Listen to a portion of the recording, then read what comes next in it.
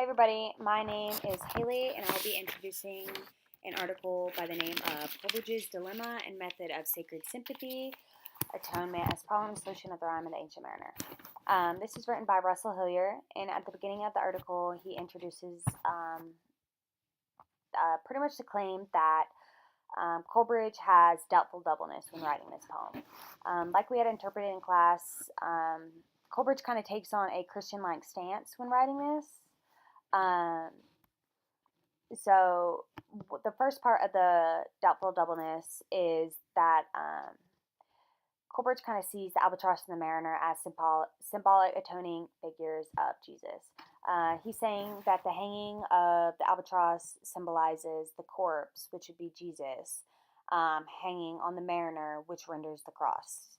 Hillier does not agree with this.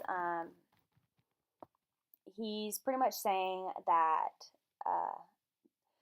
Jesus was crucified by violence, and it was through the cross that the burden of sin was imputed to Christ, and in turn, righteousness was imputed through Christ's sacrifice to humanity. He's pretty much saying that Christ conquered sin and death. The albatross did not do this. He's pretty much saying that he understands where Coleridge could see this, but it doesn't work. He's saying that the bird only had an eye for the mariner's soul. He didn't get rid of his sin. He didn't get rid of his guilt like Christ does. He pretty much passed the mariner's guilt onto his kids.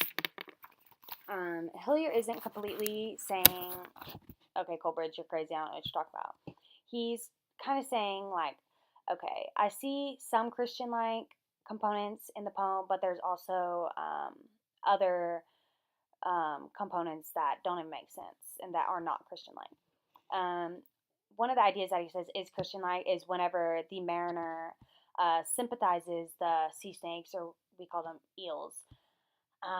He's like, okay, that's Christian-like. But then whenever, the mariner sees the life and death ship, the people on it start casting dice for souls on ship. And Hillier kind of says, like, okay, there's no Christian-like idea in that. There's no religious interpretation of that. He says, like, okay, I kind of understand you whenever you say that the albatross may be like Jesus, or how that could work. He said, but there's no religious interpretation for that. So pretty much, for the whole doubtful doubleness, Coleridge believes in the mariner being Jesus and symbolizes Jesus, the albatross symbolizes Jesus and the mariner symbolizes the cross. But he's also saying that nature kind of removes all consequences. And Hillier's like, okay, like, nature is important to the divine, but sin against nature is sin against divine. And he's saying that although I see where you're coming from, it doesn't work. Like, this whole main idea of you saying the albatross is like Jesus, he's saying it's not perfect. It's not literal. It's not going to work. He sees the connection, but the doubtful doubleness just it doesn't work, and the combination of the two, it doesn't fit.